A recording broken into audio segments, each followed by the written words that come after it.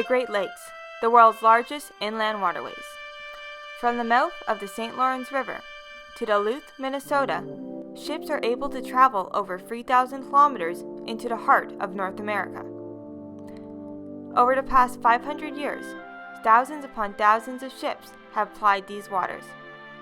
From the era of wind and sail to today's massive Great Lake carriers, the lakes have always been used as an efficient means of transport. But sadly, the lakes harbor a dark side. Wide, deep, and cold, they forever seek to claim both sailors and ships who dare to venture upon them. Each year, the list of lost ships grows longer and longer, and since the first vessel was lost, we have always been drawn to find their final resting places. The St. Lawrence River has been used for centuries as the highway for ships traveling into the Great Lakes. The city of Brockville is located in the center of the Thousand Islands, and its waters are home to many shipwrecks. One of the most famous shipwrecks in the area is the Robert Gaskin. Most people think that the waters in Canada are filled with icebergs, so you will be surprised to know that the water temperatures here in the summer can climb into the high 70s. So hoods are not needed, and free meal wetsuits are perfect. While not needed for warmth, you should still wear a pair of thin gloves to protect your fingers from the sharp-edged zebra mussels that cover the bottom. Zebra mussels are an invasive species that arrived in North America about 20 years ago and have really changed the underwater landscape. Each little mussel filters about 3 cubic yards of water per day to feed themselves. Now with billions of them in the Great Lakes, the water visibility in some areas can be over 200 feet, which rivals much of the Caribbean.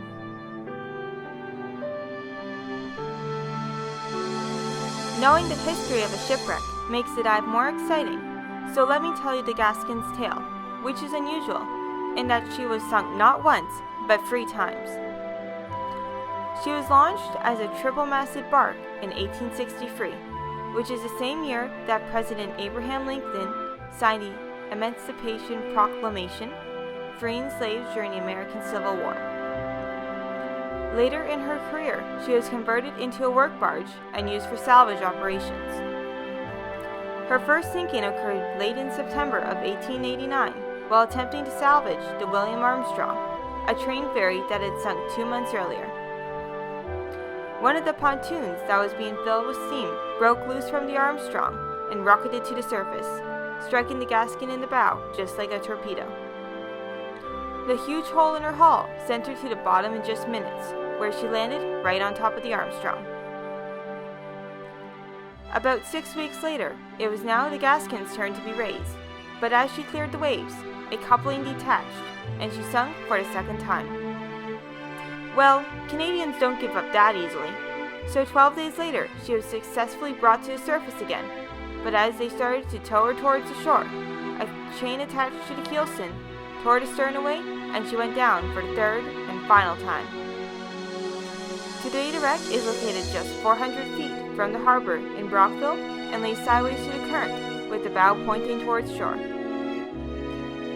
With her deck just 50 feet below the waves, it allows divers lots of bottom time to enjoy the history of this intact wooden ship, which is over 150 years old.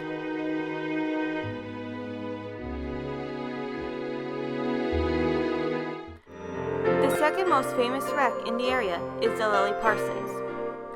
She is a 2-masted schooner which lays on a slope which ranges from 20 to 70 feet deep. Even though there is a strong current at the site, this is an easy dive to do. The dive boat will drop you off next to Sparrow Island, where you can stop in just a few feet of water to get ready, then pull yourself down her anchor chain, which leads directly to the plaque that Save Ontario Shipwrecks has placed on the wreck. In August of 1877, while carrying a cargo of coal from Black Rock, New York, she was struck by a fierce storm, which shifted her load, causing the ship to capsize and sink. The current then pushed the hull up against the island, where the Lily had rested for almost 1.5 centuries. The wreck lays upside down with the stern pointing into the current. After exploring the impressive rudder and mast, you can work your way deeper down the side of the wreck. Then, when you are finished your dive, just let the current pull you down the side of Sparrow Island, to the calm sheltered bay at the end, where the dive boat will be waiting to pick you back up. Traveling upstream from Brockville, there are several great shore dives available. This is where I dove my first shipwreck. At 13 years old, I got certified, and over that summer had made 12 dives, but had not yet seen a shipwreck. So late in October, armed with my dad's 20-year-old copy of Dive Ontario, I planned my first wreck dive. It would be a shore dive on the wreck of the Conestoga. That Saturday, we got blown off by 100-kilometer-hour winds and whitecaps on the river. I was so disappointed. But the next morning dawned bright and clear, with not a hint of wind, but very cold, just 8 degrees above freezing. With the directions written in Dive Ontario, I was able to find the wreck site. It helped that the smokestack was sticking right out of the water. After checking out the plaque placed at the site by SOS, my mom and me geared up and waded into the river. We followed the guideline to the bow and then drifted down the outside of the wreck to the stern, where I got a great photo of my mom by the huge propeller. We then worked our way upstream inside the wreck, exploring all of the artifacts. It was so cool seeing the history before me. The Conestoga caught fire and sank on May 22, 1922. She was a combination passenger and package freighter. Measuring 253 feet long by 36 feet wide and a draft of 16 feet, she was built of wood and steam-powered. She launched on July 6, 1878 in Cleveland, Ohio, and then later in her life was sold to Canadian interests. She was carrying 30,000 bushels of wheat when she went down, much of which was later salvaged. Today, she lies in just 80 feet offshore, just west of Cardinal, Ontario. The maximum depth is 28 feet, and visibility can be excellent. Current is stronger outside the hull, but mild inside as you explore the capstan, windlass, and boilers. Since then, I have dove many more shipwrecks, but the Conestoga will always hold a special place in my memory. With its warm, clear water and numerous shipwrecks to explore, Brockville in the 1000 Islands region has gained critical acclaim as the world's best freshwater scuba diving destination. With the increase in scuba diving tourism, the Thousand Islands chapter of Save Ontario Shipwrecks became concerned about the impact to the area. The organization's goal is to promote the preservation of local shipwrecks and to promote low-impact diving so that all may enjoy them. They make these shipwrecks safely accessible through the placement of Coast Guard-approved mooring buoys.